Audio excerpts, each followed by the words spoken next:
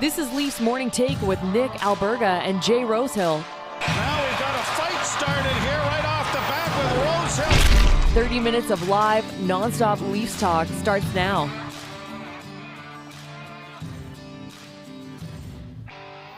All right, let's get after it. It's the Monday edition of Leafs Morning Take. Nick Alberga and Jay Rosehill. And Rosie, what a rather eventful weekend in Leafs Nation. How was yours? Mine was solid, man. I was looking forward to this show. Lots going on as usual. High drama, lots to talk about, a lot of opinions. So let's get after it.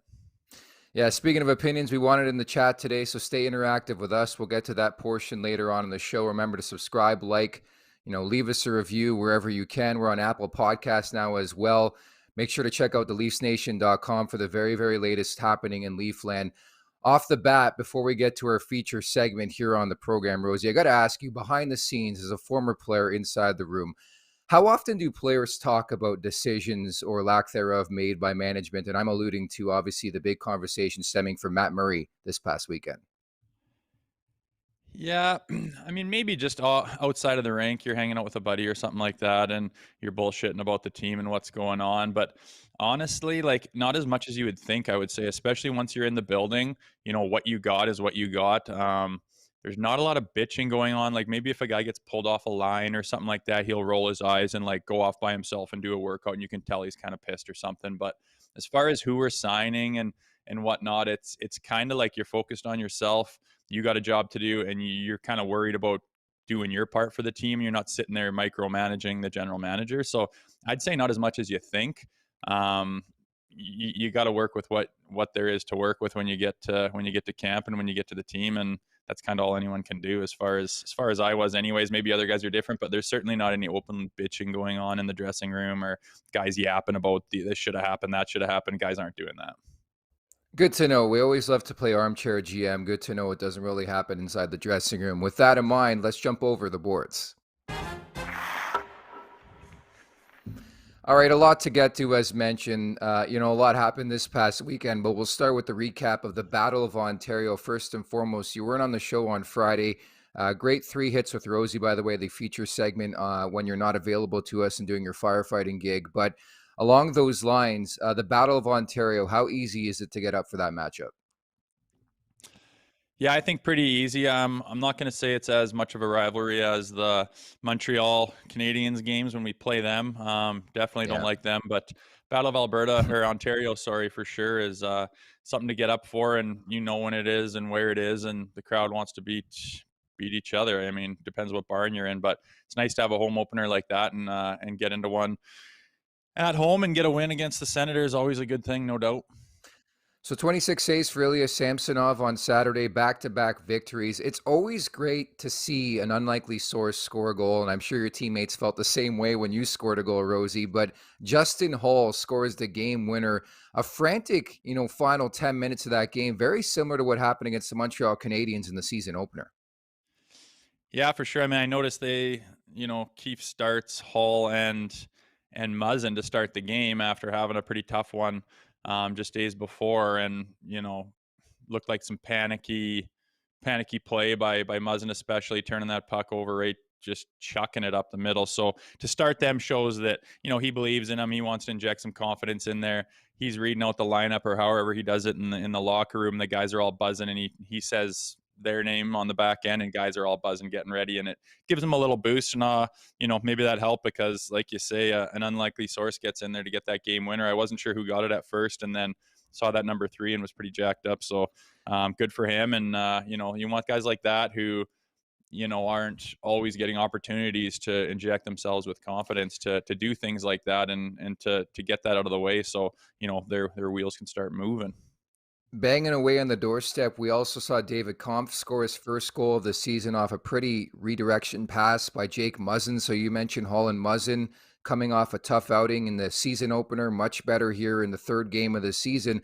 And suddenly it was doom and gloom in game 1 to things are pretty optimistic, I guess, after game 3. And we'll get to the goaltending conversation in mere moments. But certainly I think the Leafs have a lot to be happy about coming off the weekend. And they did say in the opener against the Montreal Canadiens. But all in all, I think the top line has been really, really quiet for the most part. I think they were held in check again on Saturday. Maybe it was because the crowd, like they need the rock back in the building. I thought it was a morgue again.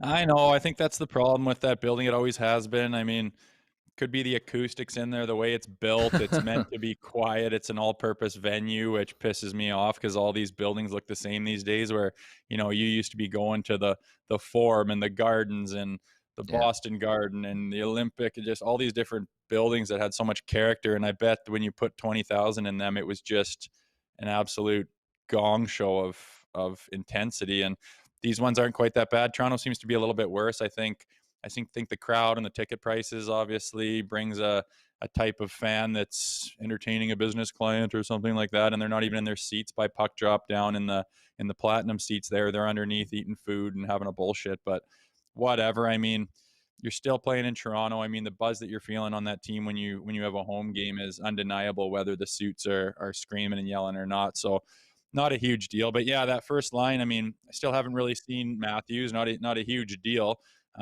We know what he's capable of, but it's certainly not Auston Matthews' best on fire hockey that he's playing right now. But I've noticed Marner a lot out there. He's Yeah. buzzing. I like how hard he works. He's kind of everywhere.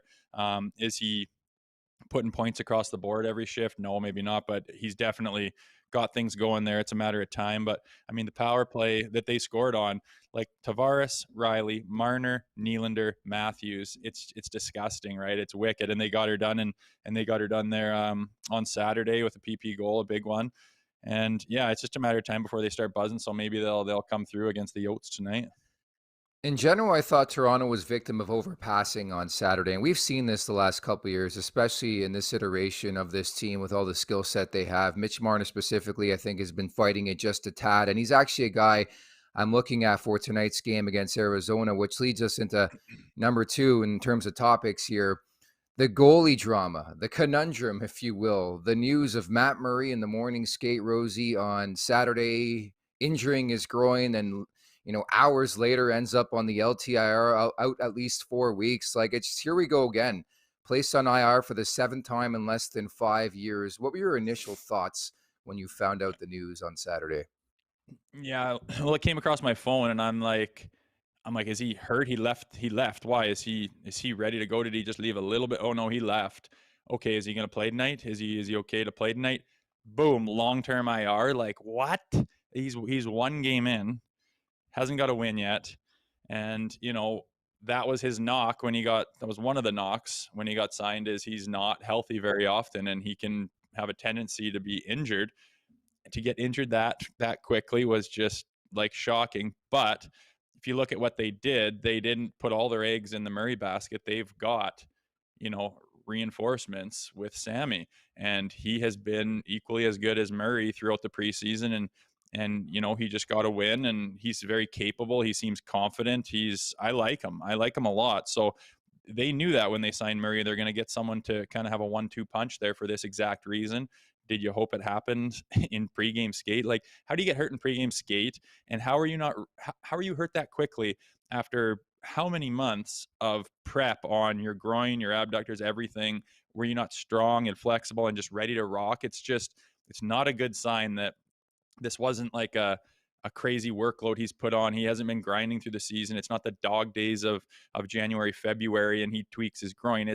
He should be fresh as a daisy, and he yanks something so badly that it's long-term IR. And then you start to look at the consequences of that, and all of a sudden there's some light showing, because that opens up his whole contract in the cap.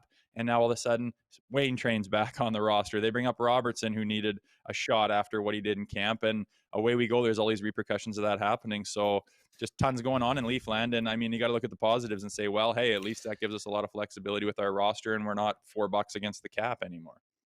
You'll look at the positives, I'll look at the negatives. To put all your eggs in this Matt Murray basket in the offseason was just ludicrous. And the fact that we're, 3 games into this season and Matt Murray is already on injured reserve LTIR, just a massive gaffe by Kyle Dubas, a lame duck general manager. There's no other way to put it. Like, he put his career, his job on the line with the Toronto Maple Leafs with somebody he knew in Matt Murray from his day with the Sioux Greyhounds. And knowing the history and the resume and the background of injuries for said goalie, and then all of a sudden a groin injury. Like, it's Again, and we'll see what happens over the next little while. I think you're bang on with that assessment on Ilya Samsonov. He has the opportunity to be the guy moving forward, even if and when Matt Murray can return in over a month. Eric Källgren's going to back up for the most part. Having said that, sounds like Källgren's going to start tonight against Arizona. What'd you make of that? Yeah, I hear that. I just found that out this morning, and Yeah. interesting enough. Obviously they're the Phoenix Coyotes, so if you're going to do something like that, do it now. Be great for them to get a win, and Källgren gets a win under his belt and gets a little taste of action. All of a sudden, he's right in the mix, just in case, God forbid, something happens again, and we got Samsonov going down. But I mean, to go back to your gripes, like what were the options for Dubas in the offseason? Keep Jack Campbell. Campbell could have been an option. There's a couple of guys out there too. I think they made the right decision on Peter Mrazek, but it just felt weird at the time. And I think the reaction exemplified that on social media, that maybe Matt Murray wasn't the right guy. I just don't know how you can go to that well, knowing that a team that is trying to get better in the Ottawa Senators is pawning him off to you and open and willing to do so. And you know the track record and the resume with injury, right? It's a very volatile position, Rosie, to begin with. But the amount of times this guy's been injured or inconsistent with his play the last couple of years, you can't continue to hang your hat on the fact that he won 2 Stanley Cups way back when with the Pittsburgh Penguins. He's approaching 30 and he's injury plagued. Like, there's no other way to put it. And unfortunately, I think this could lead to the downfall of Kyle Dubas. Not to be too crazy about it 3 games into the season, but I think goaltending is so important.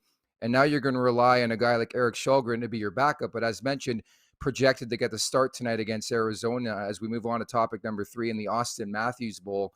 Källgren, 8-4-1, 3.31, 888 save percentage last season. What kind of emoji would you text over to me when trying to talk about those statistics? I don't know if The poop emoji. there's enough info in emojis, but you know, save percentage not great. Got some wins.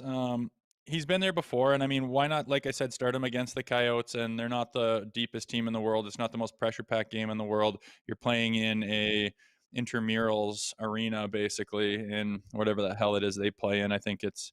I every time I think about that building and people down there trying to grow the game in Phoenix, and they go to watch a game, and I want to get involved in this thing. I mean, Bettman wants to grow the game, and they go watch, and they're like, this is supposed to be a top 4 sports in North America. This is embarrassing. They're playing in a 5,000. They don't even have their own logo on the ice. It's embarrassing. But obviously not the most. It's not like he's playing in the Bell Center or at home or something for his first game. So he's going to get his feet wet. I can imagine Matthews in that top line. It's a matter of time before they step up and just take over a game. So not a bad game to chuck him in there. And your fingers are crossed for him, because he's going to be there for a while backing up, and he's going to play more than just tonight. So not bad. But at the end of the day, I think that's why they put kind of this 1-2 punch in, is because Sammy's their number one, and he's showing that he's legit, and they just got to do what they got to do now that the worst thing happened that we could have really imagined with Murray. He's toast for a month or more.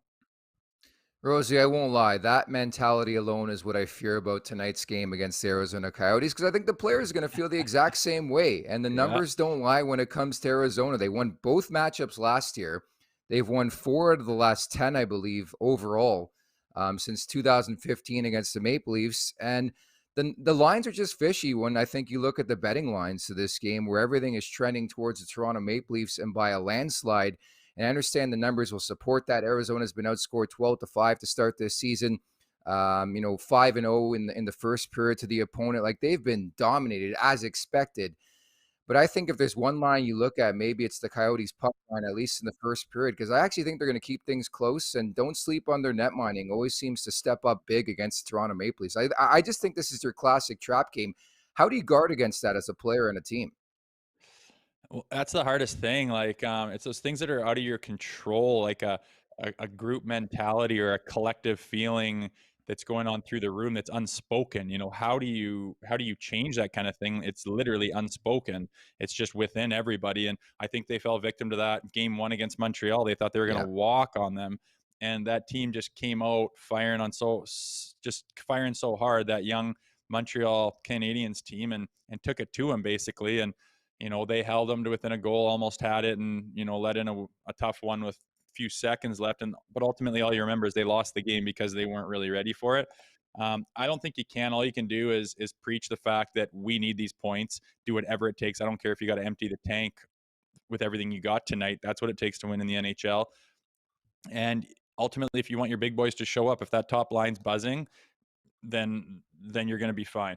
But if they're trying to find it and they seem to have a problem with trying, spinning their wheels, trying, keeping to the outside, they can't penetrate, they can't get quality chances. There's just nothing there, and then all of a sudden frustration grows in for them, and that's pretty evident a lot of the time with this top line. As good as they can be, sometimes they can spin their wheels, and that's the hardest thing to change because it's not like an obvious thing that you just change. It's not an effort thing. So hopefully that doesn't happen tonight, but mentality is a big thing, and it's easy to take the Arizona Coyotes lightly, and that could bite them in the ass. And like you say with your stats, it has before. It's so hard to quantify, honestly, what a trap game means or feels to a player. It's got it written all over it. And again, I mentioned last year it had that feel, and then they went into the game and they played like absolute dog crap.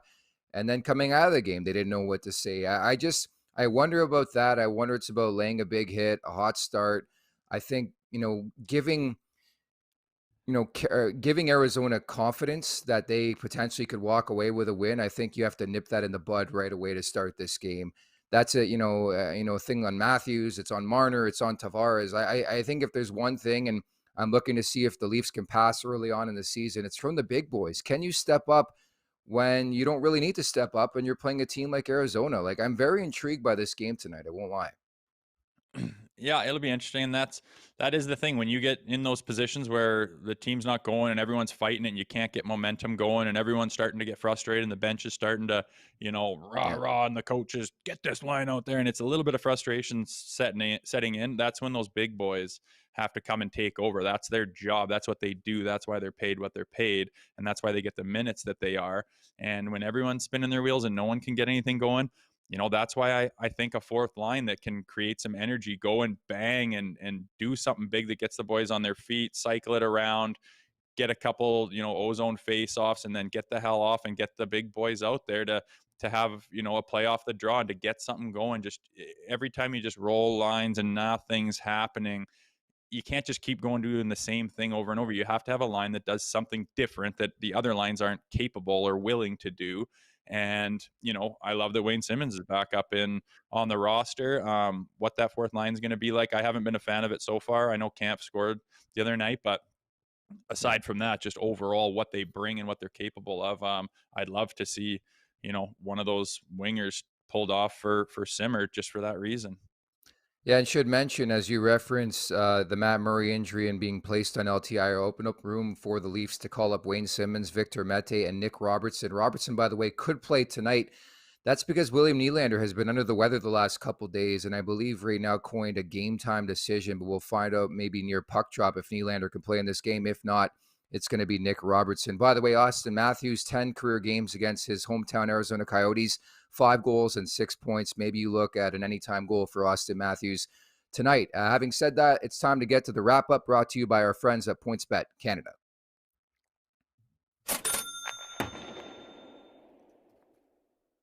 Time to win some money, Rosie. We're going to look at a John Tavares anytime assist. I don't know about you, but the captain has looked really, really refreshed, rejuvenated to start this season. He has 3 assists in 3 games to start the campaign, and you're going to see this number around plus 120. I'll take an assist at plus money right now.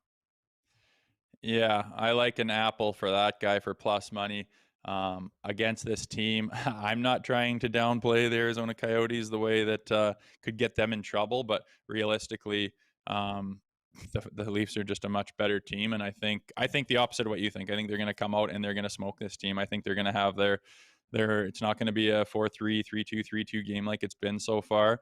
They're going to put the puck in the net. The big line's going to show up very easily. Tavares could have a piece of one of those things and get an appetizer. So not a bad bet in my mind at all. I will jump on it with you. All right, let's ride together, my co-host and my friend here. Let's get to the chat. Interactive, as always, here on YouTube and streaming live on Twitter. Tyler writes in, Tyler Remchuk, great friend and family here at the Nation Network. The downfall of Dubas, damn. Maybe I'm being too critical. Am I being too critical of Kyle Dubas? Because I think that was a big decision, clearly, in the offseason, Rosie, to go after and put your stake in Matt Murray, knowing the history and the injury history, I should say, of the player. I think it was harsh. I know you don't like him. I think I'm going to be probably arguing with you over him most of the year, which is totally fine. But I mean, look what's going on in Edmonton. Jack Campbell, I mean, within the first few minutes, pow, pow, pow, he just gets lit, gets pulled on Saturday night. Imagine we didn't pick up a different goalie. We put our faith in him when it's proven that, you know, the same shit's happening. We haven't won under this player. He is not the guy to bring us to the promised land, most likely. He walks his cat. I think that's a huge red flag in the first place. That's when I was done with Jack Campbell. Dude, nice that's so and hilarious. It's so funny you say that because, as you know, I do work for the NHL Fantasy on Ice podcast alongside Pete Jensen. We did our off-season musings for fantasy hockey. I just said I couldn't get behind Jack Campbell because he walked his cat, man. Got No lit way. up over the weekend. Yeah, I think that's funny. That's why we're a perfect Red pairing here on flags. this morning take. Red flags, Jack. You can't be a cat guy, and if you are, you can't walk it in public. That's as simple as that goes. But no, I mean, you look at the roster that Dubas has made. He took a flyer, but he took two goalies. That's what I like. It's not just Matt Murray. He didn't put his whole faith in Matt Murray. He took a well-rounded potential and hopes that one of them works. And I very well could be Samsonov rides them into the sunset here. Who knows? But he's not down and out just because he lost Matt Murray to injury. Samsonov is very capable, and I don't hate the guy. You got to look at his whole body of work and look at the roster he's been able to put together. It is a deadly roster, and they just got to get it going. And like I said, I think they will have it going tonight, and I think they're going to smash the Yotes. Correction, deadly regular season roster, because last time I checked, they haven't won a playoff series in 18 years. It's not that I hate Kyle Dubas, by the way, Rosie. I think he's made some really, really good decisions, but he's also made some really, really bad decisions. You remember that Peter Mrazek guy? That was another great decision in between the pipes, right? Oh, it's hard to get goalies, man. It is hard to get goalies. They're not available very often, and it's hard to get a goalie that can play in this market. They come around like once every 10 years that you get the opportunity to grab somebody, and it's a tough gig. And yeah, so far it hasn't been good enough, but I like the 1-2 punch of Murray and Samsonov, and so far it's all right. Even if Murray's down, Shalgren could get a win here, and away we go. It's not a punch if Murray's not depth. available, though, Rosie. What's that? It's not a punch if Murray's not there, though. It's a one punch. Agreed. There's no The Matt reason Murray. the reason it's a punch is if something like that happens, which it's going to more likely with Murray, then you got someone to step in and still do good things. It's not like he's the only guy. If they hung their hat on Murray and he was the only guy and they had a nobody to back up, there would be concern, and I'd probably be more on board with you. Yeah, I'm sorry. This is the hill I'm willing to die on this season. I think ultimately it's going to cost Toronto another chance at winning a playoff series, but I think only time will tell on that front. By the way, Winnipeg Sports Talk writes in, you're interactive on the chat on this Monday edition. I think we've been stewing on this all weekend. It's been confirmed that William Nylander will play tonight, so thanks for that. Obviously, we're live in the moment here. After the morning skate, Nylander didn't skate. It was an optional, so it sounds like he's going to play tonight. What a snipe against Ottawa the other night. And Karel Vejmelka was brought up as well. The number one expected to go for Arizona. He had his moments against the Leafs last year. I'm telling you, do not sleep on the Arizona Coyotes tonight. As much as it pains me to say that, Rosie, it's your classic trap game, and you know this as a former player. Yeah, you get caught in those games where, I mean, that was my gripe with the game number one. You just, no matter how much raw you give it, and no matter how much you reinforce the fact that we got to be on our best tonight, it's hard not to already count certain games as a most likely win. You look at the odds, you look at, you know, the firepower and compare the rosters. It should be a win. I think you just, anytime you think about the Phoenix Coyotes this year, especially, I just roll my eyes and think they're an absolute joke. I think they're pathetic and they're embarrassing to this league. This league is too good to have that garbage in here playing in that. It's a joke, and it's easy to take them lightly. That very well could happen. I'm betting against the fact that will happen. I think they're going to take a step in the right direction and grow as a team and be mature and get this win, which they should get. And I don't think they're going to drop the ball as bad as you're thinking they could. But like you say, the potential is definitely there. I'll tell you, buddy, I've covered this team far too long to You're expect so the jaded. expected. You're so jaded. Dude, the numbers are too fishy. I'm telling you right now, people are going to snooze in Arizona. They do this every time they play the Maple Leafs. I don't care who's on that roster. Nick Ritchie, remember that name? exiled last year to Arizona. Rosie's got 12 goals in 26 games with Arizona. Maybe he gets a point tonight. Not bad, not bad. He could. I hope You're- all the I love snowbirds are this. down there already so they can fill up that 45-seat building. Give a little razzle I love dazzle this. in there. You're the optimist. I'm the pessimist. But certainly this game taking place at Scotiabank Arena. Hopefully the crowd gets involved. But I think it's pivotal right off the bat here as we wrap. First 5 Oh, minutes, that's right. They're at Rosie, home. They're on and that homestand. My bad. They're at home yeah, right now, so that's even better, man. yeah, They'll be ready. yeah, because that building's been so live. Yeah, it's been a light show, hasn't it? Maybe we'll get John Cena in tonight to rev up the suits. Yeah, they need somebody. The Rock's not available for every game, but certainly that's what we're looking forward to tonight. Again, Eric Källgren expected to get the call in between the pipes. It's a 3-game week for the Maple Leafs, so it won't be Ilya Samsonov. And as you heard moments ago, William Nylander sounds like he will be available, and he's had a really, really good start to this season. I wonder if he cracks 80 points again. And Rosie, I think lost in the shuffle of next offseason, the fact that Auston Matthews available to sign an extension. So is William Nylander, by the way.